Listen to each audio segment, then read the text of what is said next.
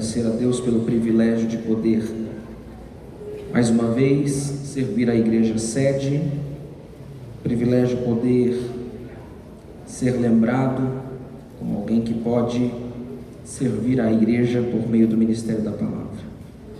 Honrado por poder estar com vocês nessa noite e saber que Deus já tem falado conosco, ter sentido sua presença, temos sido edificados pelo Senhor. Vamos ler o verso 3, depois os versos 20 a 25.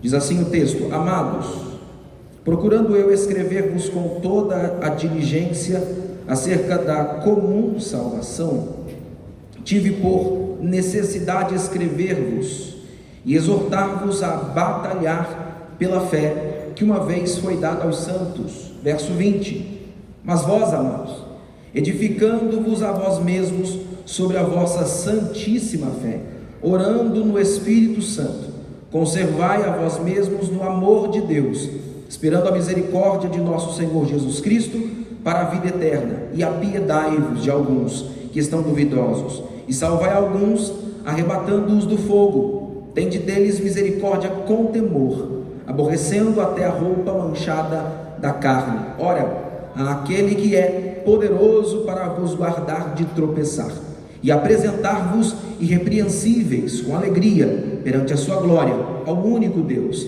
Salvador nosso, por Jesus Cristo nosso Senhor, seja glória e majestade, domínio e poder, antes de todos os séculos, agora e para todos sempre. Amém.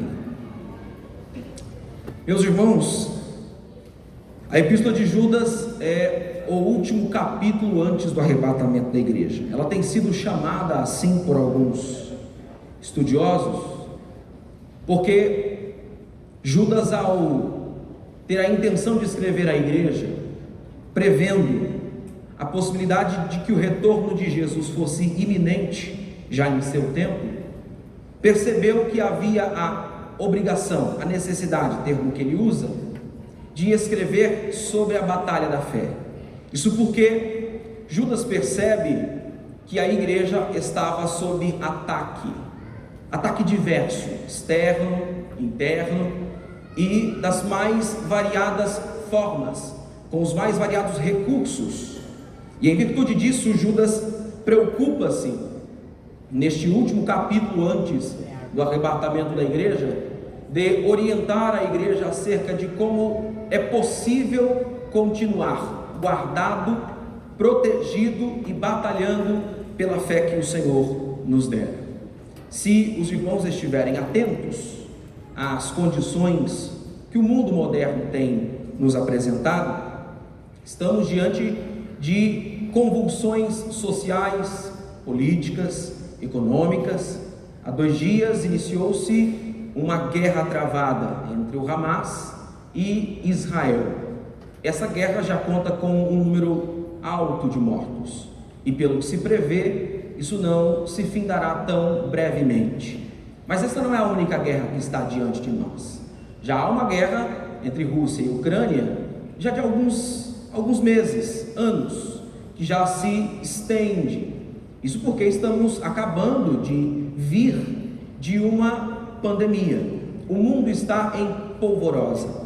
Há um transtorno social, há uma convulsão política, econômica, social. O mundo clama por esperança. Há uma tentativa, um anseio por parte da natureza, há um anseio por parte dos homens por paz, por esperança, por alívio de seus sofrimentos. Isso tudo se soma a diversas outras condições que estão diante de nós. E com isso, o que temos como é possível nesse tempo, diante dessa condição, mantermos uma fé vívida, uma fé ordeira, uma fé que de fato respinga aquilo que Deus havia dado a seu povo. Essa é a grande preocupação de Judas, mas não hoje, há 2000 anos atrás.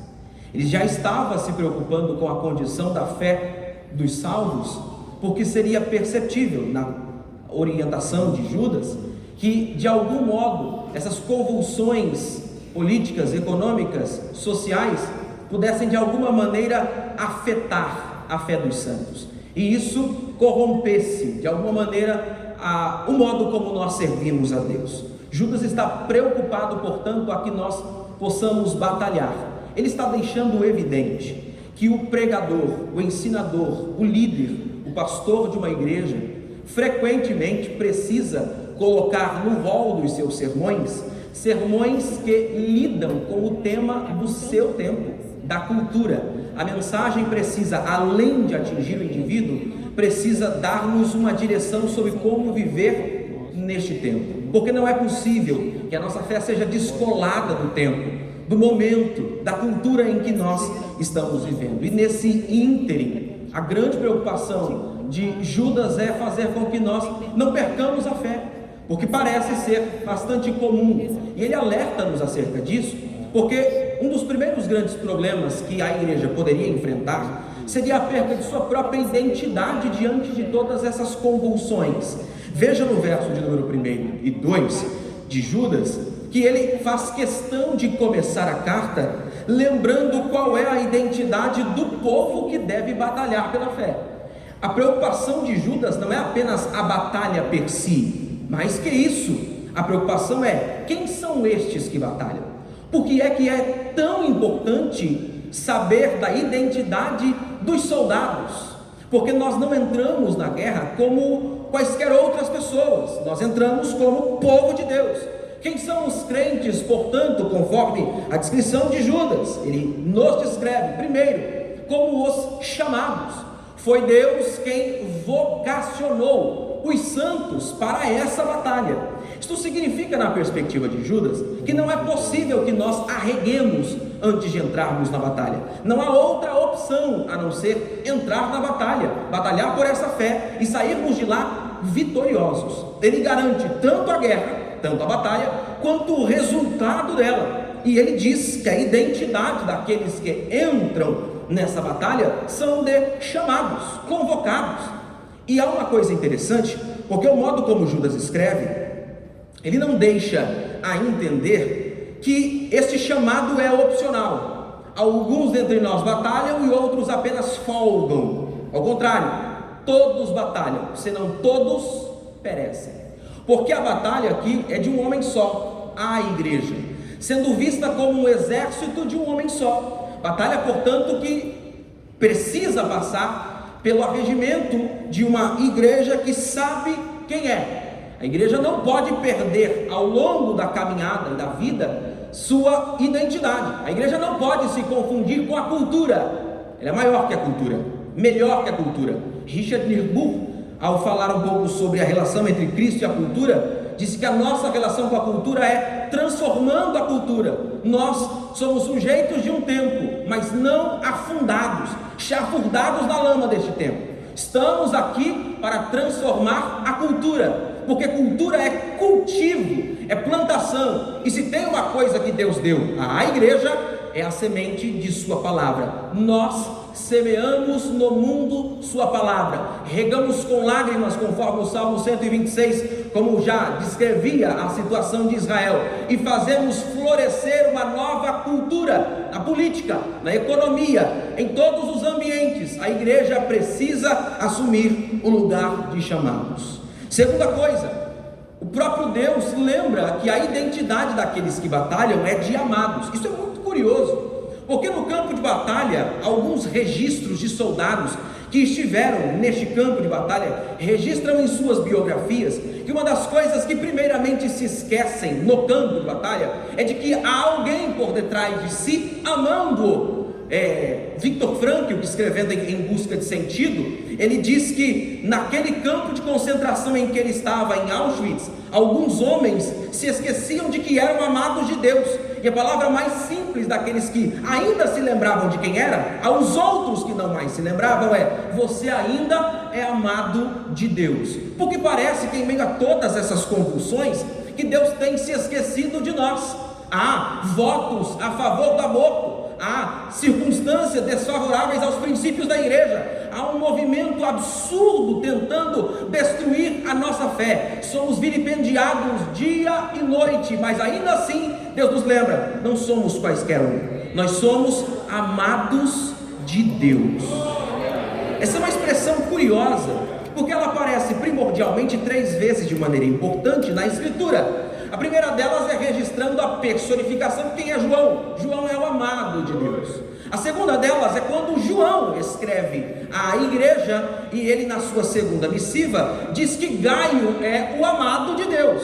E também Judas lembra-nos que nós somos o amado. Em outras palavras, Deus deixa evidente que a principal marca de nossa identidade é que nós somos um povo que antes éramos pecadores, mas agora somos amados e por isso povo de Deus.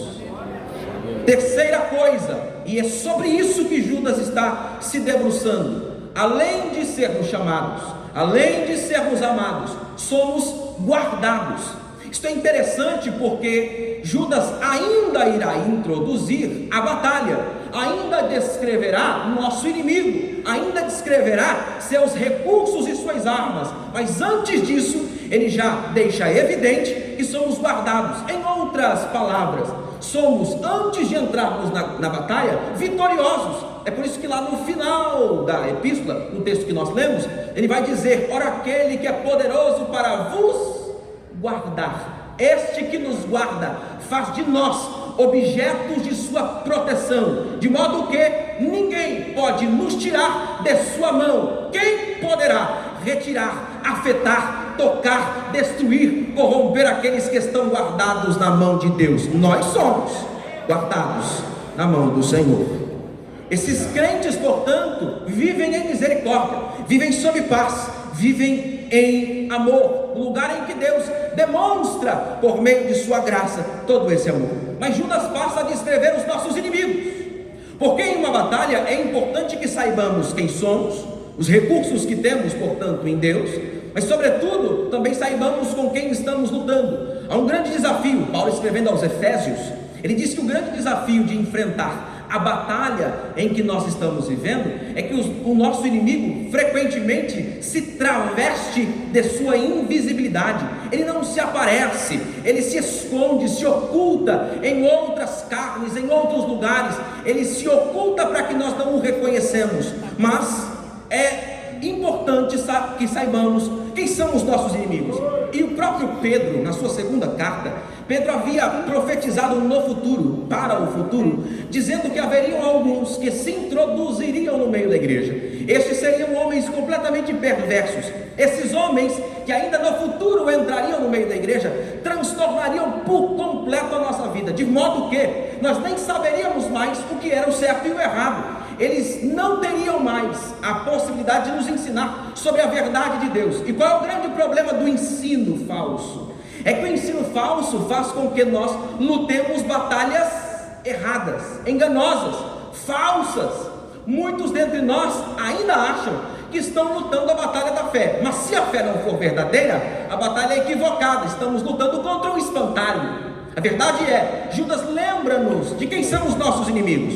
Em primeiro lugar, eles são dissimulados, são homens que parecem estar entre nós. Judas disse no capítulo número 1, no capítulo único, verso 4, que eles que já estavam escritos antes para o juízo, se introduziram, eram homens ímpios, que convertem em dissolução a graça de Deus.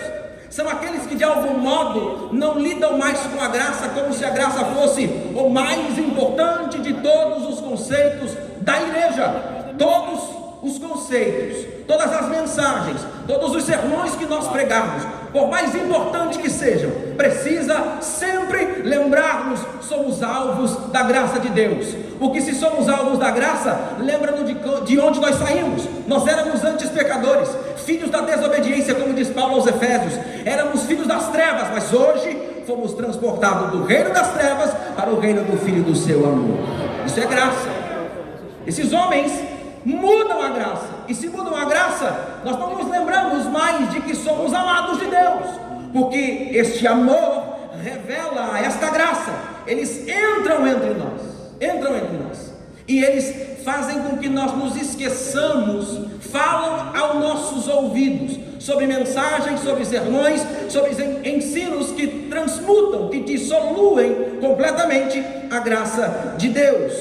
É curioso, porque não apenas Judas, não apenas Pedro, mas o próprio Jesus, no texto de Mateus 24, que o pastor lerá aqui, o pastor Carlos Ivan já lerá aqui, uma parte desse texto. Esse texto de Mateus 24 também lembra-nos que nesses momentos últimos, a igreja não pode se preocupar apenas com as coisas que acontecem fora, mas sobretudo com as coisas que acontecem dentro, porque senão a nossa fé não estará abalizada, e quaisquer coisas que acontecem fora, então farão com que nós possamos estar de joelho diante das coisas erradas, ruins, que afetam o nosso povo. Por exemplo, por que é que nós, apesar de estarmos vivendo em uma situação de guerra, ouvindo sobre guerras, e vale dizer a você, quando o texto de Mateus 24 cita guerras e rumores de guerra, ainda não está falando de hoje, apesar de estar falando sobre algo que pode acontecer hoje, não está citando o hoje. O princípio das dores são os 3 primeiros anos e meio da grande tribulação, ou de tribulação, já que a segunda parte da tribulação é chamada de período de grande aflição, e aquela segunda parte é então o momento em que o anticristo se revela, e todas as coisas que Deus deseja fazer, como o derramar da sua ira, de seus flagelos, acontecerá. Mas a primeira grande parte, os 3 anos e meio, são conhecidas como o período das dores. Mas essas coisas que acontecem de maneira profusa nesse período das dores, já acontecem hoje. Por qual motivo? Para que nos lembrem que haverá um tempo em que aquilo que hoje é só pontual, é só na parte do Oriente, é só próximo da Rússia, algum dia essas coisas tomarão proporção global, e nós não poderemos estar aqui, mas graças a Deus, e haverá um dia, antes desse momento, quando essas coisas explodirem, que nós os salvos, que estamos na igreja, que estamos batalhando pela fé, ouviremos o Senhor nos chamar pelo nome, a trombeta soará, e nós seremos arrebatados. Esses homens são dissolutos, são dissimulados, são ímpios. Pior que isso, eles negam a supremacia e a grandeza de Deus. Veja, eles tornam em dissolução a graça de Deus e negam a Deus, único dominador e Senhor nosso Jesus Cristo. O que é que Judas está falando sobre essas coisas? Judas está estabelecendo que a nossa identidade de igreja está fundamentalmente ligada às crenças que temos, a fé que nos abaliza, e crer na suficiência de Jesus é primaz, é primordial, é basilar, não há outra coisa para acreditarmos. Nós não estamos sustentados pelos políticos da igreja, são bons, mas nós não estamos sustentados nele. Nós não estamos sustentados no nosso dinheiro, nosso salário é bom, mas não sustenta a igreja. Nós estamos sustentados na providência do Senhor. Nós ainda temos um Deus que nos sustenta. Não é ser contra estas coisas, mas é que entre estas e a suficiência de Cristo, nós ficamos com Cristo, sempre, porque Cristo é suficiente. Pior que isso, estes homens, como é que nós sabemos quem eles são? É que as coisas que eles fazem os levarão à condenação, e é terrível perceber que muitos desses que estão aqui são descritos como homens e mulheres que de alguma maneira estiveram entre nós, falaram entre nós, presidiram sobre nós, até falaram mensagens que parecem nos lembrar das coisas de Deus, mas não tem nada de Deus, de modo que ao descrevê-los ao longo de toda a carta, chega no final da carta, Judas faz questão de dizer que esses homens, com todas as suas terríveis características, são tão horrorosos em seus comportamentos, que eles são homens que não têm o Espírito. O pior de tudo não são seus comportamentos, é que seus comportamentos revelam sua identidade. Eles não têm o Espírito do Senhor. E como é que nós discernimos quem dentre nós deve presidir, quem dentre nós deve falar, quem dentre nós pode de fato falar sobre as coisas de Deus? Aqueles que têm o Espírito que habita em nós, discerne, nos ajuda a discernir. É por meio do discernimento do Espírito e da maturidade cristã que nós sabemos, aquele homem serve a Deus. Sabe quais são as características deles? Eles se esquecem que toda autoridade vem de Deus. Eles vivem em rebelião. Olha as figuras com as quais Judas descreve esses homens. Eles são como rochas submersas nas festas de fraternidade. Eles são como pedra de tropeço no meio do caminho. Nós fazemos uma festa, celebramos e colocamos a mesa, e eles, ao invés de colocar o pão, colocam pedra e não alimentam o povo. Mais que isso, eles são como pastores que apacentam a si mesmos. Estão preocupados não em cuidar do povo, mas em preocupados apenas consigo mesmo. São como nuvens sem água. Imagine você olhar para o céu, ver na meteorologia: hoje é dia de precipitação, vai chover. Só que a chuva não dá o que deveria dar. Ela nega. A identidade da chuva é mentirosa, ou das nuvens é mentirosa, porque ela não tem chuva a oferecer. São como árvores 2 vezes mortas, não tem vida, falta. São como homens ou ondas bravias do mar, são estrelas errantes, são murmuradores. Esses homens, essas mulheres, essas pessoas não podem estar aqui, e Judas está dizendo isso para desmascarar, porque ele está lembrando de que nós ainda precisamos batalhar pela fé que uma vez foi dada aos santos. Como é que se batalha? Desmascarando o inimigo, reconhecendo quem ele é, sabendo que nosso caminho já está traçado. Não há uma viela para chegarmos no caminho de Deus, não há um outro lugar que facilita a nossa jornada até o céu. Nós temos um caminho, e o caminho é Jesus. Não saia dele, e então chegaremos ao céu. Judas se preocupa com isso, porque esses homens rejeitam a autoridade de Deus, e eles são semelhantes aos nossos. Judas descreve algumas características deles, mas sobretudo, além de serem sonhadores alucinados, falando de coisas que destroem completamente a vida dos salvos, eles andam no caminho de Caim. Eles são como homens que se esquecem de que a vida em igreja é uma vida de unidade, de fraternidade, de amor. Nós não somos igreja individualmente, cada um de nós não é uma igreja. Se fosse assim, nós teríamos várias denominações aqui dentro. Ao contrário, somos todos, no plural, na unidade, uma única igreja, o povo de Jesus. Segundo, eles andam no erro de Balaão. Homens e mulheres que estão preocupados com o erro de Balaão, que estão preocupados com a finança de Balaão, que profetizam por encomenda, que ainda recebem no Pix a sua cota parte da profecia. Esses homens não devem presidir sobre nós. Por que é que Judas está lembrando que esses homens são terríveis? Porque a fé é simples, é santa, é pura, e nós não precisamos deles falando entre nós. Nós ainda conhecemos a Cristo Jesus. Eles são revoltosos, se revoltam contra autoridades, são como Coré, aqueles cuja terra abriu a boca e os engoliu, porque não respeitam a autoridade de Moisés, não respeitam a autoridade que Deus os concedera. E diante de tudo isso, qual é a orientação final de Judas? A orientação de Judas é essa: mantenha-se firme nessa guerra sem vacilar. Como? Primeiro, verso 17: relembre sempre a palavra de Deus, sempre a palavra de Deus, porque ao relembrar da palavra, relembraremos-nos de quem deu-nos esta palavra. As palavras que nós ouvimos, as palavras que nós ensinamos, as palavras que nós pregamos, vieram da boca dos apóstolos que andaram com Jesus. Não há nada novo, ninguém inventa história, ninguém inventa roda. Nós estamos aqui não para contar uma coisa nova, apenas para sermos fiéis ao que já está escrito. É isso que a igreja precisa: fidelidade às escrituras. O que é que nos levará ao céu? Fidelidade à Bíblia, fidelidade à palavra de Deus, fidelidade às escrituras. Nós precisamos voltar ao primeiro, que é a palavra do Senhor.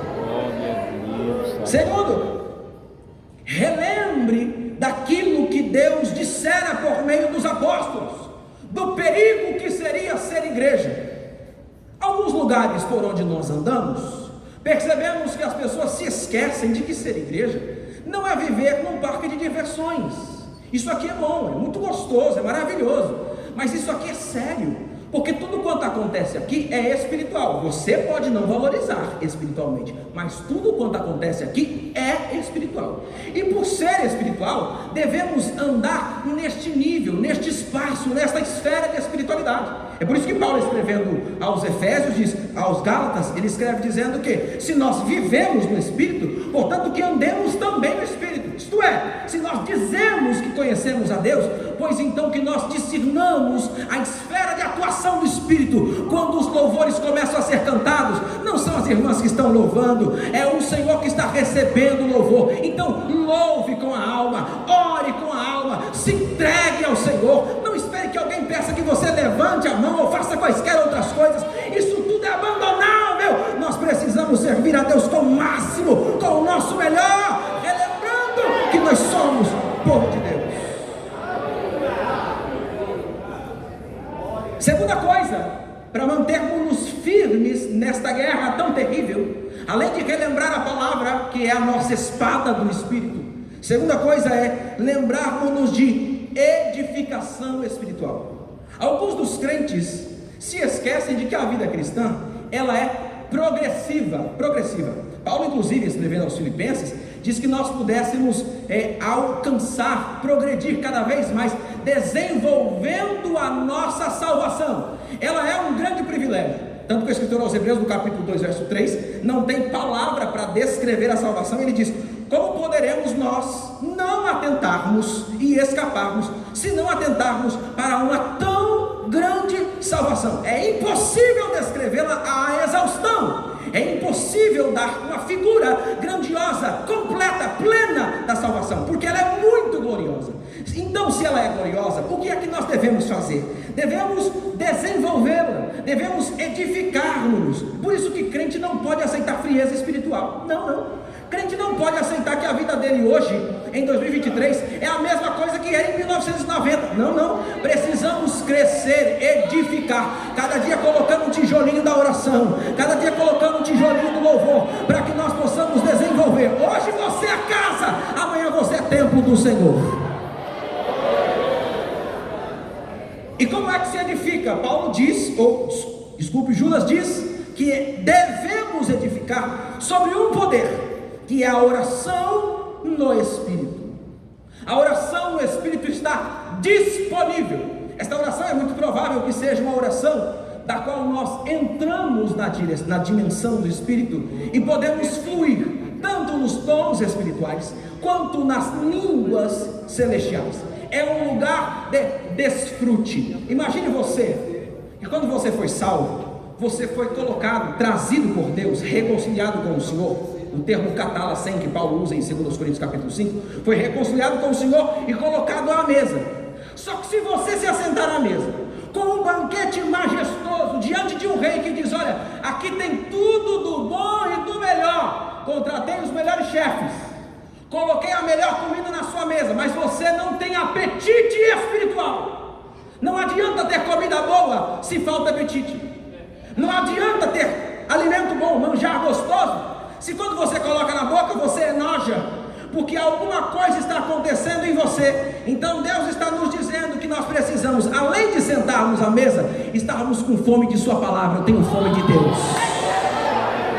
Crente precisa ser faminto por Jesus. Judas está dizendo: só os que vencerão esta batalha são os famintos por Deus. Aqui tem faminto essa noite? Tem faminto? Famintos por Jesus, comprometendo-se com a palavra de Deus. Olha o que interessante, né? Só para eu terminar, Judas diz que aquele que está vivendo nesta edificação, sob esse poder, ele precisa demonstrar que a sua vida de fato está na direção do Senhor. E a prova disso é seu comprometimento com a evangelização. Prova clara, evidente, de que você serve ao Senhor e batalha pela fé, é que você vai em busca de salvar alguns, arrebatando-os do fogo. É como se o próprio Deus, por meio de Judas, estivesse dizendo: na caminhada da vida, passaremos por lado de alguns abismos, e veremos alguns que poderão ter sido dentre os nossos, ou outros que também não foram, mas estão à beira do precipício. Esses precisam de uma mão, esses precisam de uma corda espiritual, precisam ser auxiliados. Quem fará tais coisas? façamos como fizera nem o sacerdote, nem o levita, e nem aquele que passou do lado, aqueles que passaram ao lado do samaritano caído e ferido, que simplesmente se preocupavam em estar no culto. Isso é bom, mas é pouco. Não basta nos preocuparmos com o templo, é preciso se preocupar com a espiritualidade. E a espiritualidade não se faz somente aqui, se faz na vida. É por isso que na beira do precipício, Judas diz: demonstre seu poder espiritual. No culto cantando? Não. Demonstre salvando alguns, arrebatando-os do fogo. Estende a mão e diz: eu tenho Jesus, vem para Cristo agora. E eu encerro comprometendo-se com Jesus. Como é possível se manter firme na guerra? Sendo quem somos, entendendo nossa identidade, relembrando a palavra de Deus, edificando-nos, estando a essa mesa, comprometendo-nos com a evangelização e sobretudo comprometendo-nos com o Senhor Jesus Cristo, em um relacionamento pessoal com Jesus. Judas está lembrando-nos que não é possível vencer na guerra espiritual se nós formos como um determinado soldado que só conhece o seu general à distância. É possível que em um grande exército nós conheçamos os generais apenas à distância. Só que Judas diz: não é assim na fé. No exército da fé, cada um de nós passa em revista diante do próprio Jesus. Você precisa conhecer Jesus pessoalmente, Ele precisa se revelar a você, Ele precisa ser visto em sua vida, você precisa ter intimidade, experiências espirituais com Ele. É preciso que Jesus seja chamado por você por um mimo específico, Ele tem que ter um nome para você, Ele tem que ter um vínculo contigo. É por isso, inclusive, que nesse vínculo, nesse relacionamento tão íntimo com Israel, o próprio Deus chamava Israel de nomes que alguns de nós não gostariam de ser chamados. O bichinho de Jacó. Por que ele chama Israel assim? Por que ele chama Israel de menina de seus olhos? Porque há uma relação de intimidade entre Israel e o Pai. E nós, filhos de Jesus, o que é que fazemos? Temos que ter intimidade com Ele. Porque se somos filhos, conforme Paulo escreve aos Efésios, ele usa um termo chamado ruiostesia, um termo para filhos por adoção. Se somos filhos adotivos, então temos a oportunidade de estarmos colocados à sua mesa, temos o privilégio de desfrutar do seu nome, temos a oportunidade de recebermos sua herança. Tudo isso é nosso. Só que diferente do filho mais velho, irmão do filho pródigo, ele não aproveitou-se dos privilégios que tinha. E nós, a sua igreja, batalhando pela fé, diante desse último momento antes do arrebatamento da igreja, como igreja do Senhor, nós nos aproveitaremos de todos os privilégios. Se somos filhos, queremos o colo do Pai. Se somos o filho, queremos estar juntos do Pai, queremos ouvir sua voz, sentirmos sua presença, desfrutarmos do seu imenso amor. Eu quero orar por você. Se coloque de pé em nome de Jesus.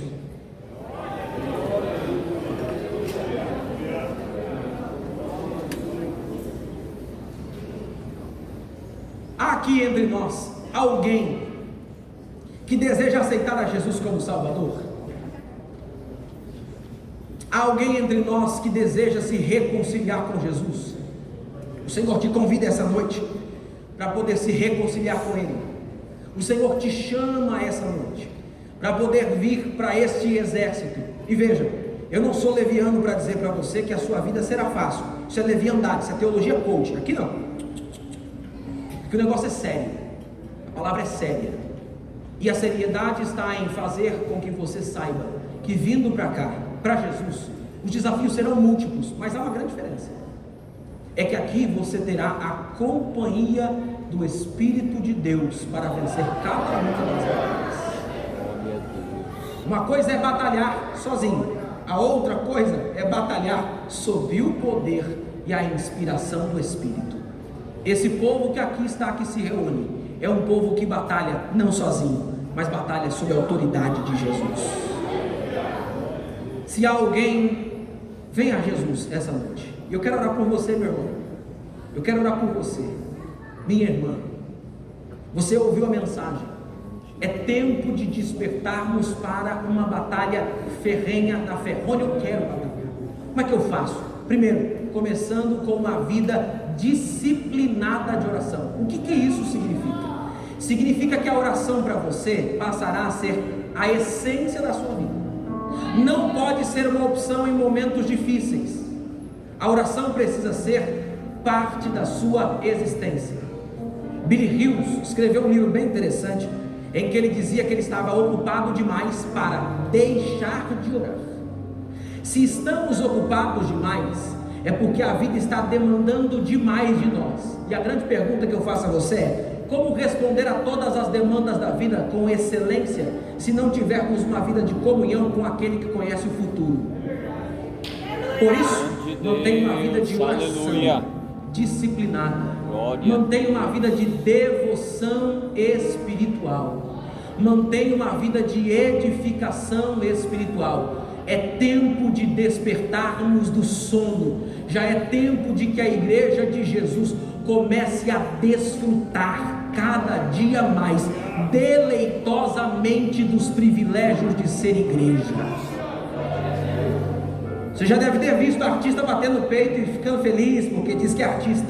Outros políticos que batem no peito felizes da vida porque estão ganhando 26, 32 mil reais nas nossas custas. Mas e nós, que temos o privilégio de ser filhos de Deus? Temos um trono reservado para nós, somos povo dele, tem mansão pronta para você no céu. Desfrutemos desse privilégio. Feche os seus olhos, vamos orar.